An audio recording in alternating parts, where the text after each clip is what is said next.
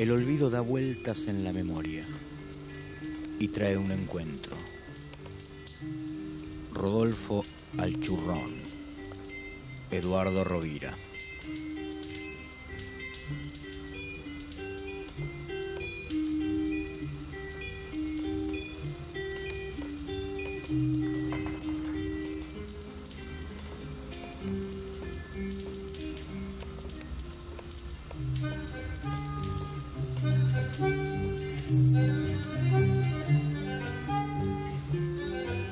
La enseñanza de él es la enseñanza de tantos otros que agarran su lanza y arremeten contra el molino de viento, ¿viste? Sea la época que sea, porque eso es lo único que pueden hacer.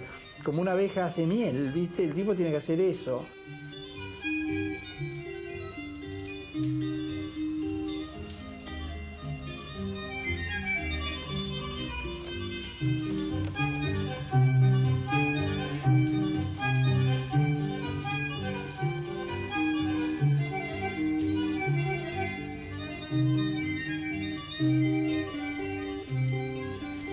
Los libros de la buena memoria duermen empaquetados, pero la memoria viva está en el aire, buscando que se la encuentre y se la respire.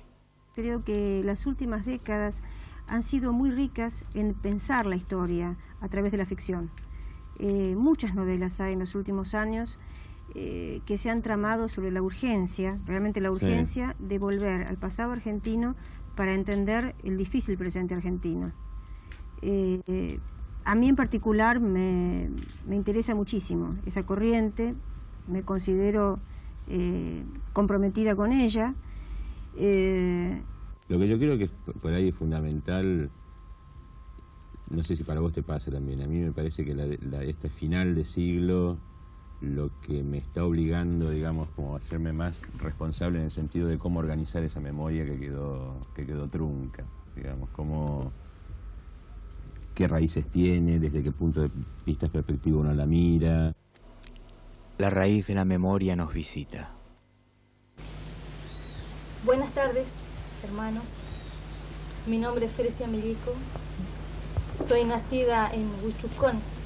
Esto queda del lado oeste de nuestra tierra mapuche, del lado de Chile, del otro lado de la cordillera. No digo que soy chilena porque no lo soy. Yo soy una mujer mapuche, como ustedes. Yo tampoco digo que ustedes son argentinos porque no lo son, porque creemos que somos un solo pueblo y que, bueno, estamos repartidos de un lado y de otro de la cordillera, que ahora tiene distinto nombre, pero no porque nosotros hayamos puesto ese nombre, ¿no? Nosotros somos mapuche y yo así me presento. Un equipo de antropólogos registra un reencuentro de la comunidad mapuche con su cultura.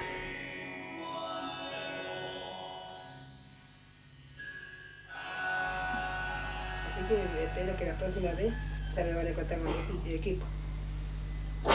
Pero no sé si voy a poder trabajar bien acá. ¿Por qué? ¿No viste los pichichés como le llama la atención lo que hago yo? La pasión de los nómades, que bueno, la idea del libro es el retorno de Mansilla, de Lucio Mansilla, el de los indios ranqueles, en este fin de siglo, en esta década del 90, por el camino de la vieja excursión. Y tuve experiencias realmente fascinantes y preocupantes, por una parte, precisamente por el olvido de la historia. En toda esta zona que es neurálgica, que es el corazón, si uno lo mira geográficamente, es el corazón del país, y en cierto modo el depósito de la memoria. Y sin embargo la memoria está desfigurada y borrada. Una memoria borrada que comienza a reconstruirse. Nunca se han sentido, no sé, hecho partícipes de un mismo pueblo, hermano de una misma cultura, digamos, los mapuches del sur son sus propios hermanos. Y en la medida en que un disparador de todo esto fue la proyección de araucanos de Rucachoroy Entonces, bueno, le gustó mucho el personaje de la película, es agradable, se parecía a ella y todo, pero hubo un solo punto donde surgió dentro de todos los espectadores como una especie de grito de mucho sentimiento cuando vieron los telares y las mujeres hilando. Entonces todas las mujeres se conmovieron mucho, sobre todo las mayores, y ahí plantearon, nuestras abuelas sabían hacer eso y aquí hoy nadie teje y nosotros hemos perdido. Y ahí creo que doña Rafaela o Sara dijo, la memoria es la historia de un sujeto. Un hombre sin memoria es un hombre sin historia. Imagínense lo terrible que es para un ser humano perder la memoria, porque pierden su propia historia, pierden su dignidad, pierden su esencia de ser humano. Eso es lo que perciben aquellos sujetos que tienen enfermos su sistema de la memoria.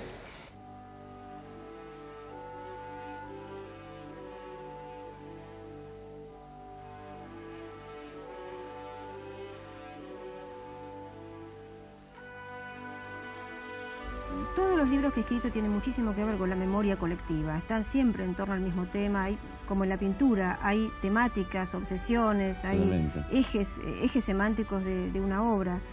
Y lo que uno experimenta, que lo hace sentir a la vez con una gran responsabilidad y muy chiquito como individuo, es esa misión, de alguna forma, si la queremos llamar así, de ser depositario de la memoria, de la memoria de los demás, de la memoria de los antepasados. De mi razón, de mi vida, lo que es un cóndor, él, hasta mí, un gorrión en una inmensa, hasta mí,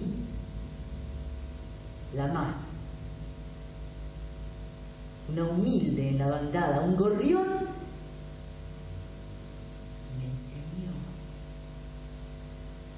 Un cóndor, él, entre las altas, entre las cumbres. Ahora. ¿Por qué esa apelación que muchas veces ocurre en todos estos textos a figuras emblemáticas populares, ¿no? Sea el texto de figuras emblemáticas populares o a lo que se dijo, los personajes del tango, un cierto tanguero esencial de la primera época, ¿no? Un cierto contexto de ese personaje, ¿no? ¿Por qué es apelado con tanta fuerza en la poesía de nuestra cultura y en otras también, ¿no? Fíjate vos que las épocas o la memoria actúa, esta memoria reescritural, digamos, es así, ¿no? Actúa en todo el sistema de la literatura, volviendo a la literatura, ¿no? Sí. Es decir, se puede decir sin arriesgar demasiado que se forman cadenas, ¿no? Pero también la excitación que le causa a uno cuando dicen, bueno, culminó el género gauchesco, está cerrado. Entonces justamente ahí viene la excitación, a través del tiempo, va a haber alguno que va a decir, no, no está cerrado, me voy a reenganchar con esta tradición de otra manera, lo voy a reescribir, no van a aparecer ni el gaucho mismo ni las boleadoras a lo mejor, pero está el lenguaje siempre.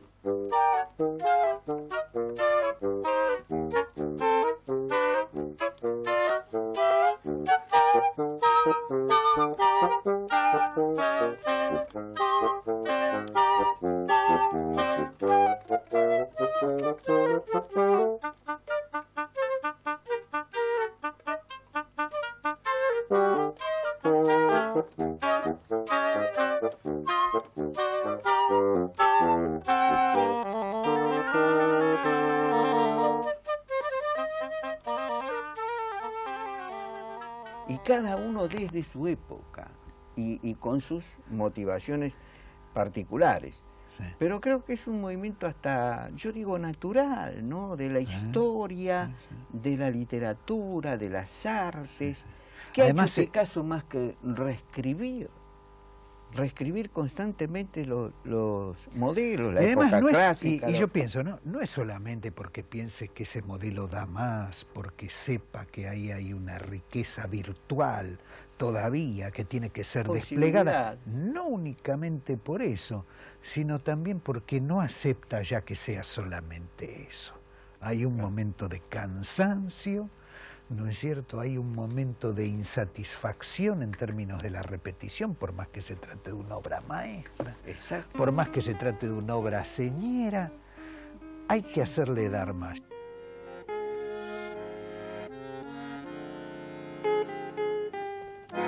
En esa época todo era muy creativo en mi vida, terriblemente creativo a mi alrededor. En Buenos Aires creo que era todo un hervidero en todas las disciplinas. En Buenos Aires no podías no ir a Gotán, ibas a Gotán y chau. Y más estando Piazzolla y Rovira, había tipos que eran pero fanáticos, ¿viste? Era Dios Rovira para ellos. Yo les veía las caras, sí, eran tipos que estaban ahí, lloraban como el que más, escuchando la música y entonces estábamos con Rovira ahí tocando y bajábamos de tocar y subía Piazzolla con su quinteto, era una barbaridad. Yo me sentaba ahí y me volvía loco escuchando a Piazzolla, era una gloria.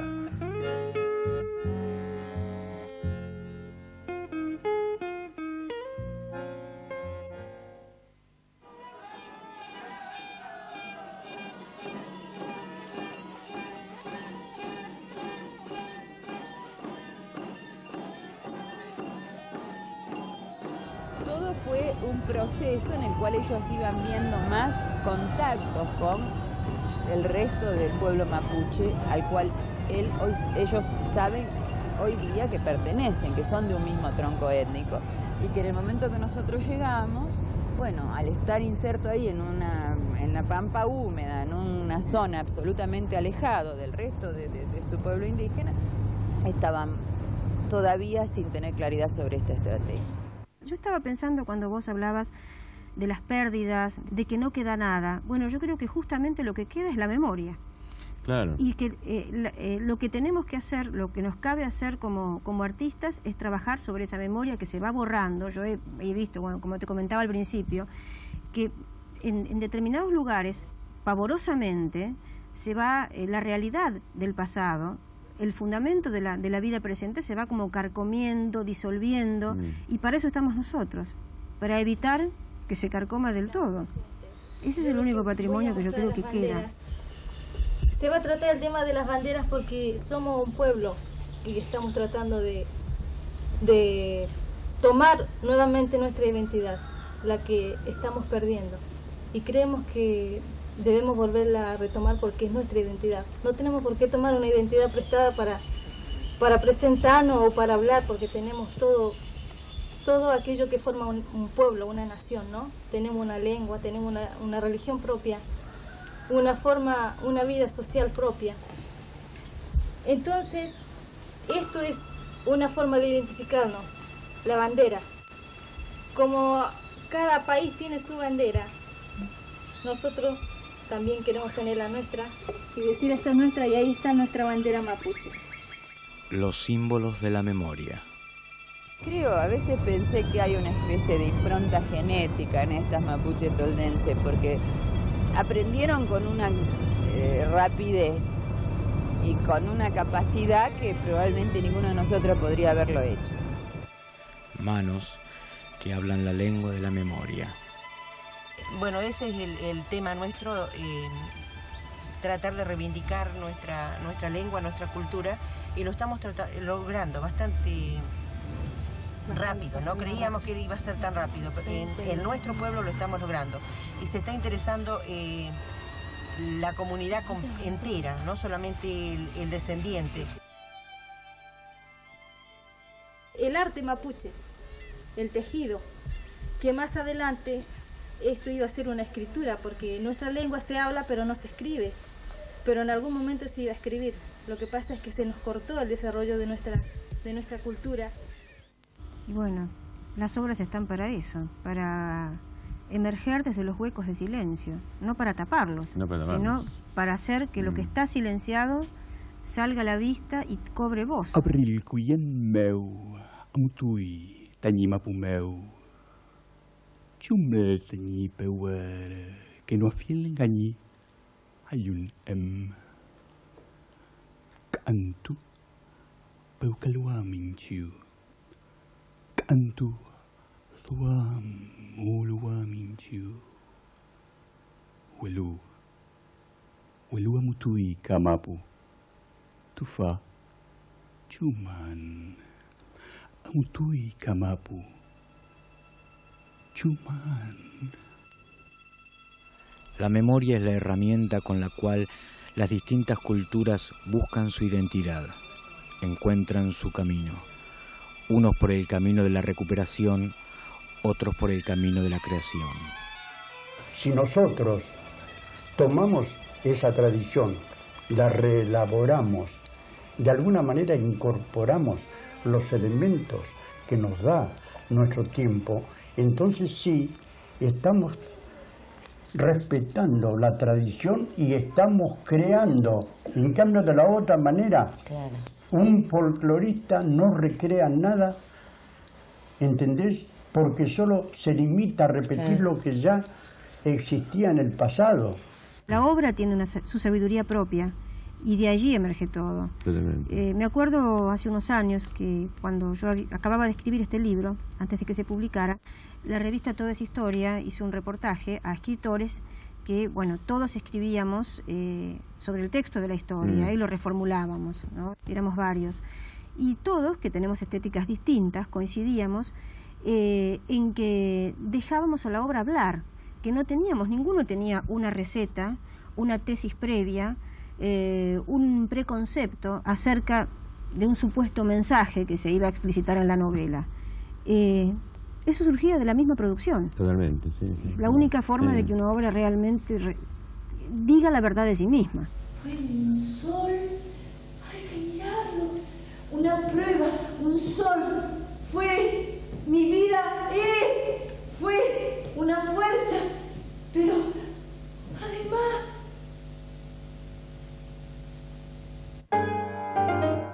Hay una ruptura aparente con la reescritura, ¿no es cierto? Una ruptura que puede llegar a ser, aparenciar radical, pero es la única forma de unirse a esa tradición. Exacto. Suturar, luego, sí, ¿no?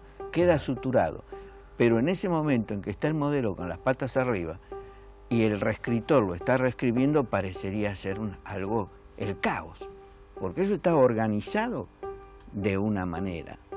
Y luego viene el reescritor y lo desorganiza y lo organiza de otra forma. Claro. Bueno, pero ese momento caótico en que está el modelo en el aire, eso lo sabe el reescritor.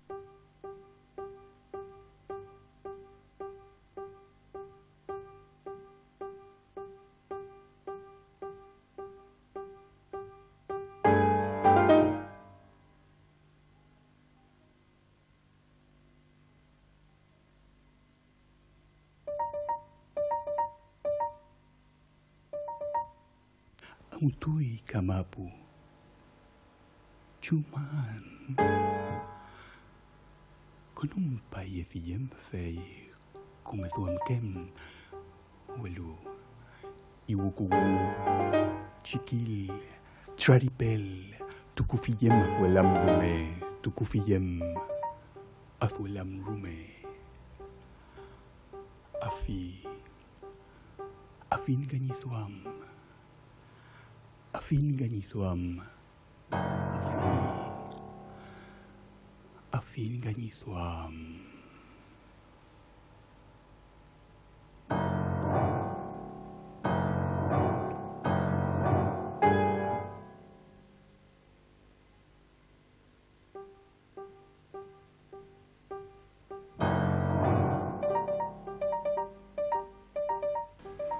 La tradición, aquello que existe como pieza fundamental del pasado dentro de la tradición, eso que creemos que existe en ese pasado también reestructuró otra tradición, pero que los tradicionalistas se olvidan de eso y la reproducen tal cual, olvidándose que esa tradición no era tradición en su momento, sino reestructura de una tradición.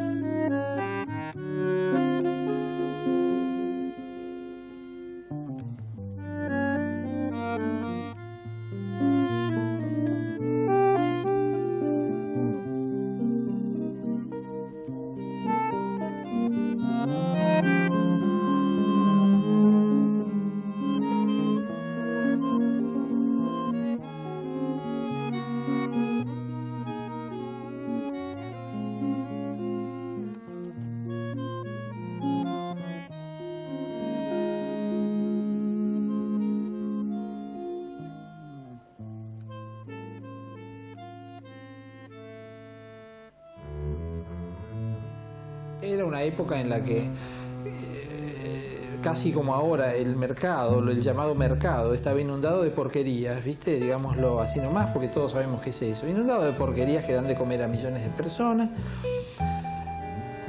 Y en ese contexto, un tipo que insiste permanentemente en hacer su propia cosa, que es diferente a todo eso, arriesgándose a que nadie le dé bolilla y que se le pase la vida en eso, ese tipo merece no ser olvidado.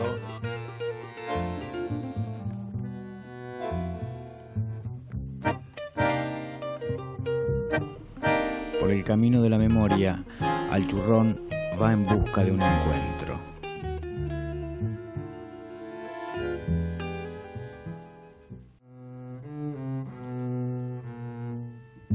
La memoria es una de las funciones cognitivas fundamentales de todo ser humano. ¿Y cómo llamamos a la enfermedad del sistema de la memoria? Llamamos amnesia, es decir, la pérdida de la memoria. ¿Para qué y el por qué? Básicamente el para qué. Es decir, cuando vos estás recuperando esta porción de la memoria, la propia obra está diciendo para qué lo estás haciendo. Sí, ¿no? sí, desde luego.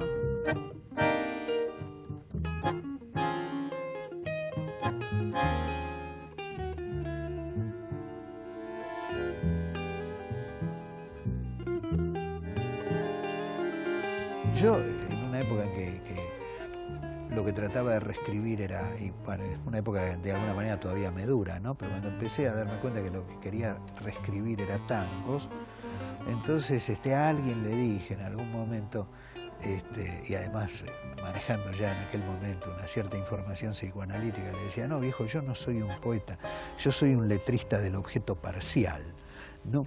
Y me parecía que eso era una cosa que hasta sentía una cierta alegría al decirlo, porque digo, por fin uno puede ser un poquito más específico en términos de la descripción de lo que hace. ¿Cómo le llama ese bicho raro?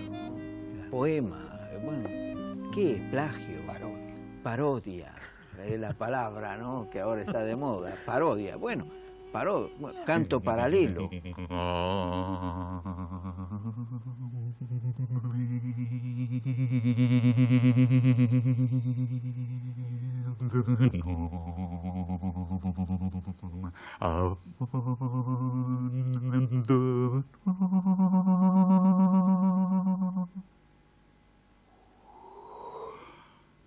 Mazda, volvé. Que amanecer, ser, sino el tirarnos antes más que después de acariciar nos mamarán tu noche sernos.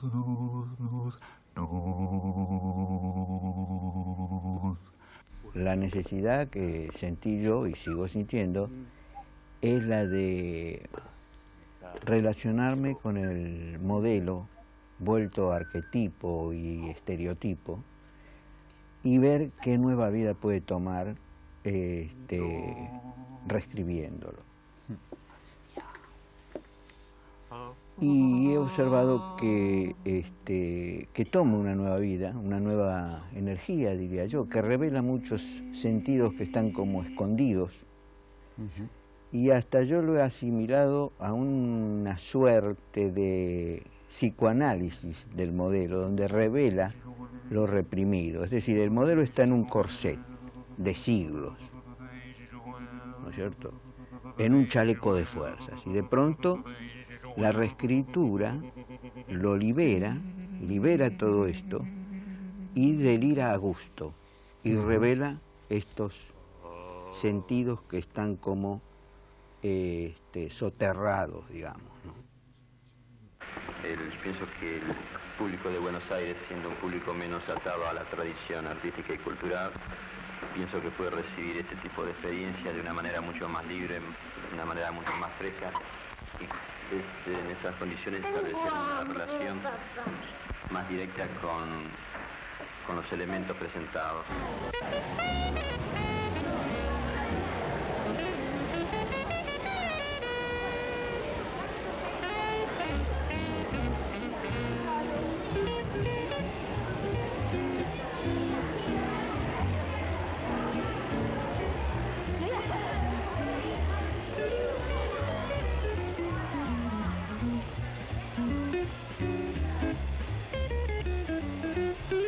La memoria de Buenos Aires en uno de los momentos de mayor resonancia en el camino del arte nuevo.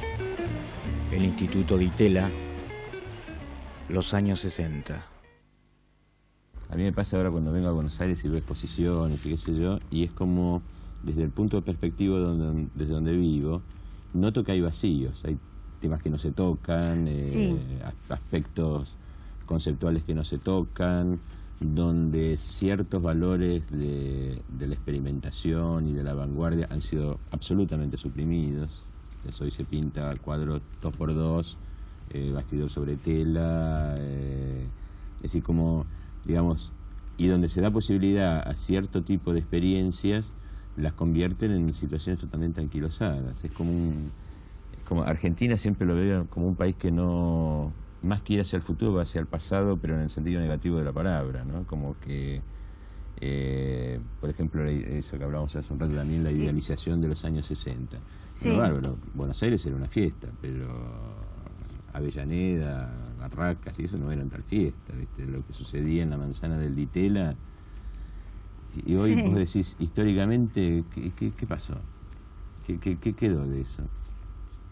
Bueno, no se puede negar que los años 60 significaron una toma de conciencia con respecto a lo que se producía también más allá de Buenos Aires, como escritores, casos de escritores del interior que pasan a primer plano de la escena nacional, ¿no? El Di Tella me dio su escenario, o uno de sus escenarios, para que yo presentara mi novedad. Yo no era nadie, un tipo con un poquitito conocido así en el medio, nada más.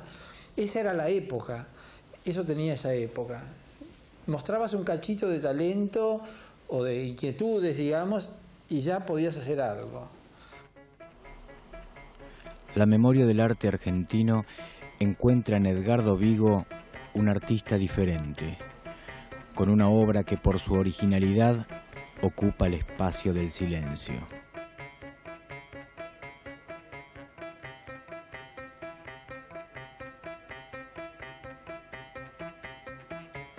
Esto pertenece, digamos, a parte de mi obra gráfica. Nace lo que yo considero la revista más testimonial, que es Diagonal Cero. Bueno, el número 28 es el final de la revista, que coincide cuando se organiza la exposición de novísima poesía en el Instituto Di Tella. Responde a la búsqueda, la experimentación dentro del campo de la poesía visual. Está la poesía concreta, está el cinetismo, está la poesía visual propiamente, que no quiere recibir, digamos, una terminología específica, y también está lo que consideramos dentro de la investigación la poesía sonora, que de alguna manera también responde a una escritura.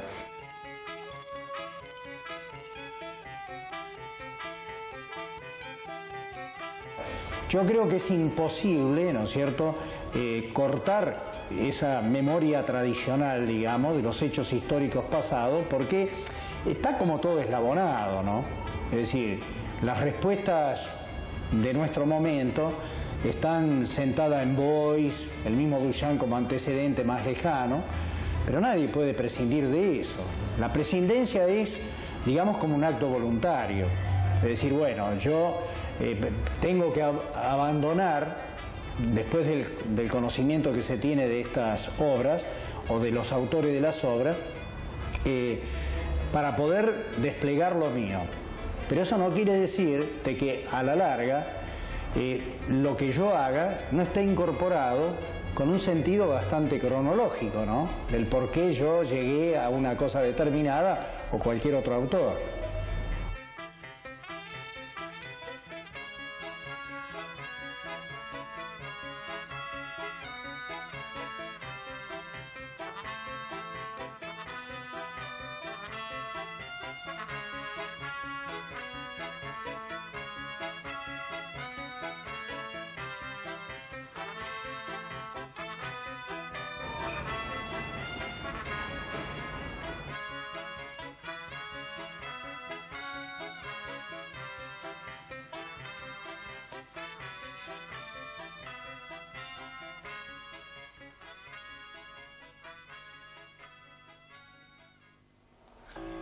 Los juegos del lenguaje, la memoria de la escritura, los escritores y sus confidencias.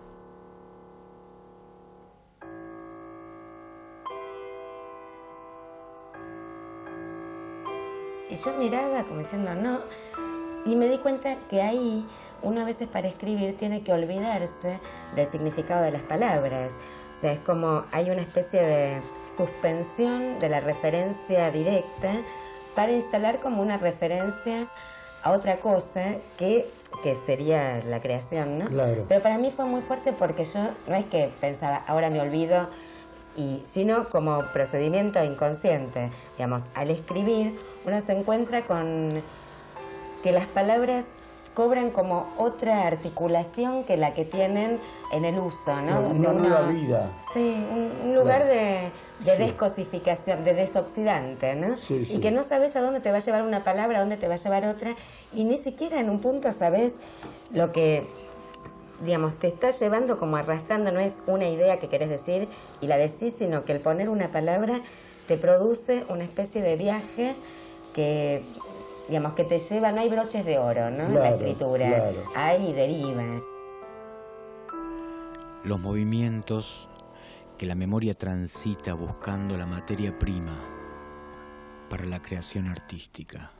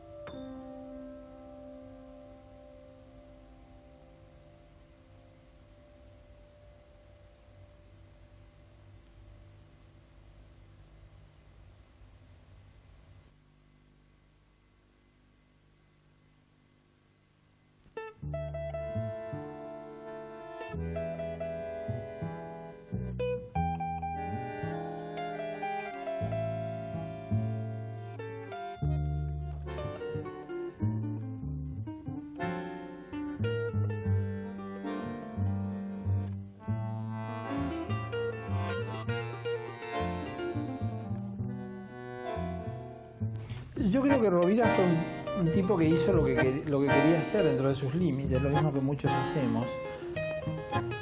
Por alguna razón no trascendió, no me he puesto a estudiar esto. Su música la escucho ahora y me parece que era buenísima. Aunque a lo mejor en ese momento yo no me daba mucho cuenta de eso. Sabía que era una cosa de calidad, pero en ese momento yo la escucho y me parece mejor. Que esté en el olvido es una circunstancia para mí. Nada más que una circunstancia. Depende de una cantidad de factores que no tienen nada que ver con la calidad de lo que él produjo. Tiene que ver con cosas de la promoción y de la comercialización de la música y de la autopromoción. Hay artistas que se promocionan muy bien y otros que no. Y este era uno de los que se quedaba ahí medio a ver qué pasa, y así le pasó la vida, ¿no?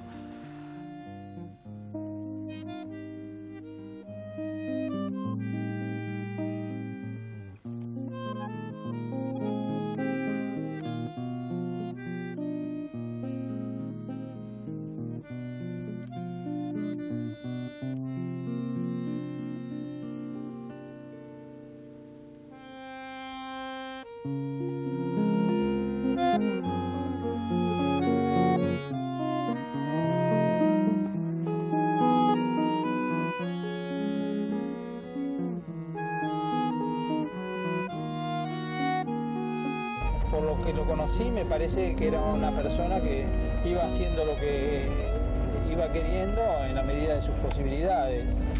Así lo vi yo. No creo que haya sido un fracaso. Desde un punto de vista quedó un poco en la sombra o mucho, pero estas son las cosas de la vida, especialmente de la vida del artista. O estás en la luz o estás en la sombra, es así. Y él, bueno, quedó medio en la sombra, pero yo nunca lo veía ni feliz, ni protestando, ni frustrado, ni nada de eso. Yo pienso que él se ubicó donde quiso y ahí vivió su vida.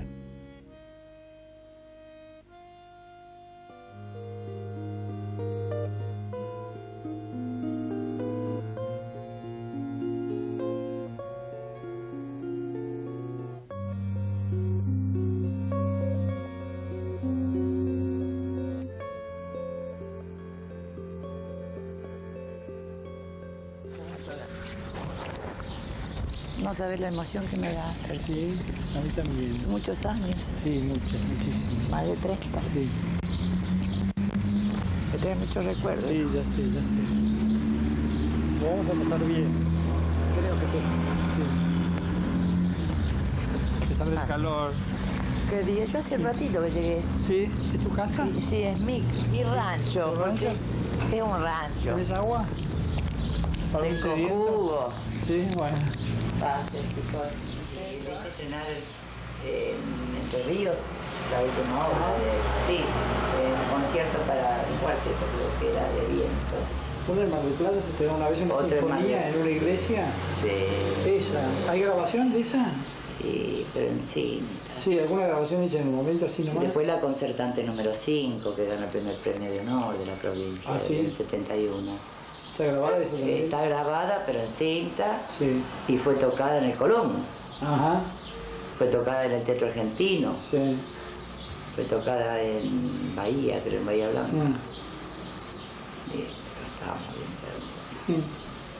Muy enfermo. Sí. Según el médico me dijo que duró 10 años más de lo que tenía que haber vivido. ¿Sí? Sí, porque, viste, era gordito. ¿Qué tenía? Y el problema de insuficiencia coronaria. Ah. Los primeros compases que le gustaba el tema, empezaba a orquestarla, viste, en el piano o probar. Sí. Y ya le quedaba, viste, entonces ¿ya lo iba pasaba, con tinta? Sí, iba con tinta, directo. Qué increíble. Y los arreglos lo iba haciendo en el momento, no los hacía en papel. Ah. Tocaba 2 o 3 acordes, viste, o las notas. Sí. Y después me llamaba. ¿Para ver qué te parecía? Sí. ¿Y vos qué le decías? Que me gustaba más este o lo otro. ¿Y él te hacía caso? Sí. ¿Cambiaba cosas según tu gusto? Sí. Así me gusta. Sí, porque Él te decía quería, que tenían entonces. mucho. Mucho. Nos queríamos mucho. Sí, ya decía.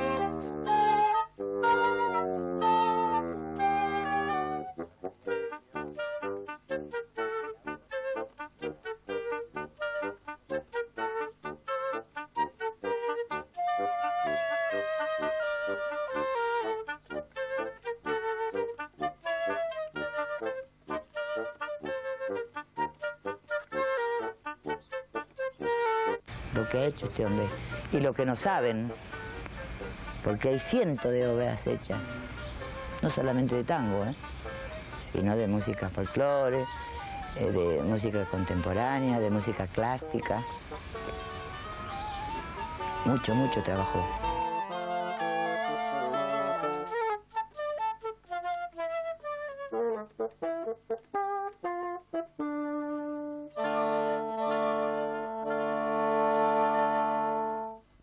Y un concierto gratuito en la Facultad de Medicina. Antes que grabaras vos, creo. ¿Eduardo? Sí, señor. Y estuvo 2 horas tocando.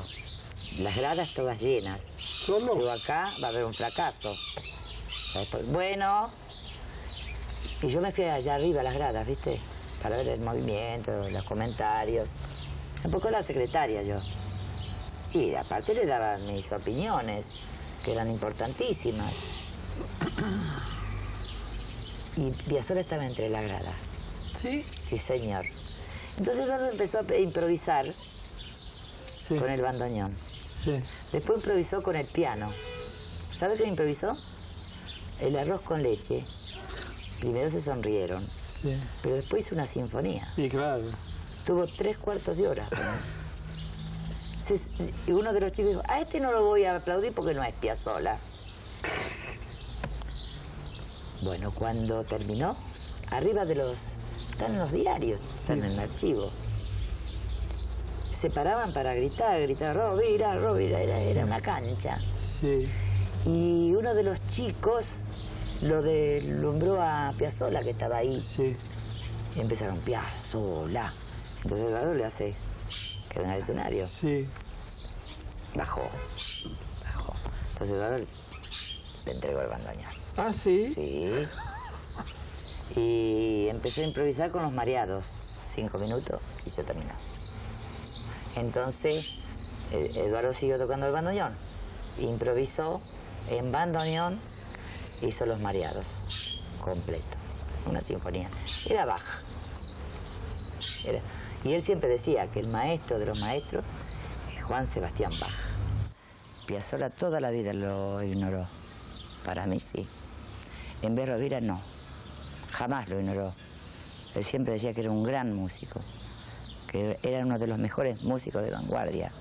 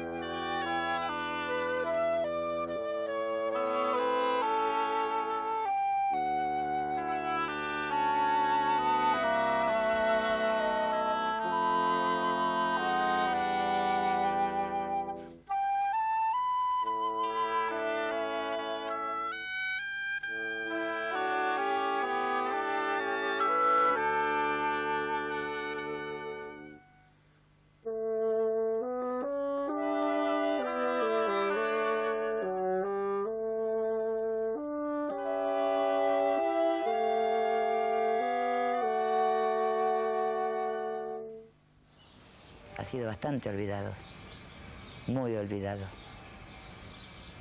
Es la historia de muchos de nosotros. Algunos logran hacerla distinta, como Piazzolla, y otros se quedan en la sombra, ¿viste? Es así, es así. Son los Van Gogh, ¿viste? Después viene la posteridad y no sé qué hace, pero en la vida te la comes así, ¿viste? La gente te ignora y chao. Y a él le pasó eso y a mí me va a pasar eso y a otros tipos que hacen cosas más o menos de valor les va a pasar eso también. Así que cuando vos me preguntás por él, pienso en mí. ¿Qué voy a hacer? Pienso en mí, pienso en él, pienso en mí, pienso que somos una tropilla de tipos que hicimos cosas atípicas, cagándonos en una serie de cosas supuestamente obligadas, y ese es el precio que pagamos, no se conoce lo que hacemos. A mí me encantaría que se conociera, pero no se conoce. Se ponía un poco triste a veces, qué injusto que son. Decía, pero yo también tengo la culpa. Dice, yo no soy comercial. Dice, pero yo sé lo que valgo. Y a veces me decía, esos silencios dicen tantas cosas que yo intuyo, me decía él. Yo sé que me conocen y sé que soy buen músico, pero tal vez, ahí venía un poco el orgullo de él, tal vez me tengan un poco de miedo.